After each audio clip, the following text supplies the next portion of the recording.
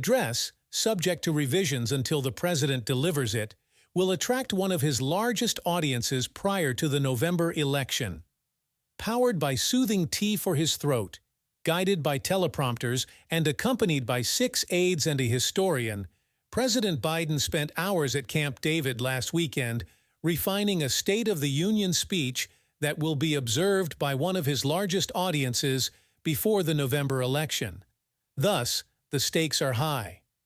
It's worth mentioning that at Camp David, Mr. Biden had a copy of Possible: How We Thrive and Survive in an Era of Conflict, a book by William Ury, an expert in international negotiations. "You'll hear from me on Thursday," Mr. Biden remarked, when questioned by reporters on Tuesday about his preparations.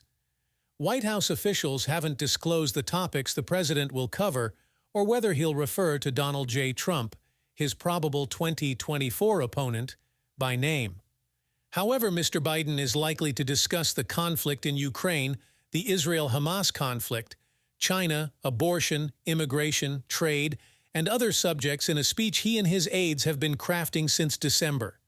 The final speech, which aides say will undergo revisions until Mr. Biden delivers it, will be presented by a president under pressure to reassure voters that he's not too old for the job, and more than ever during his tenure, to guard against political disruptions that have become common during such speeches.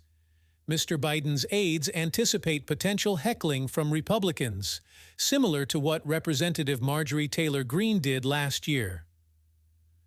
Preparing the speech, in typical Biden fashion, unfolded within a circle of aides who have been with the president for years and treat such proceedings as confidential matters.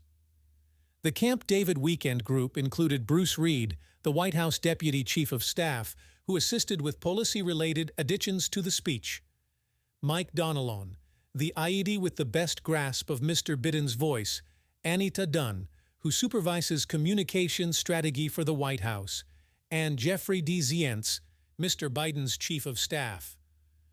Also present were Steve Ricchetti, counselor to the president and a longtime friend, and Vinay Reddy, Mr. Biden's speechwriter. Historian John Meacham, tasked with providing historical context, was also present. During speech preparation sessions, Mr. Biden meticulously goes through the material, marking words and inserting breaks to remind himself to navigate around a stutter he has had since childhood. If he encounters a passage that doesn't sound like something he would say, he removes it. One former speechwriter described this phase as an attempt to capture Mr. Biden's spontaneous thoughts and put them on paper.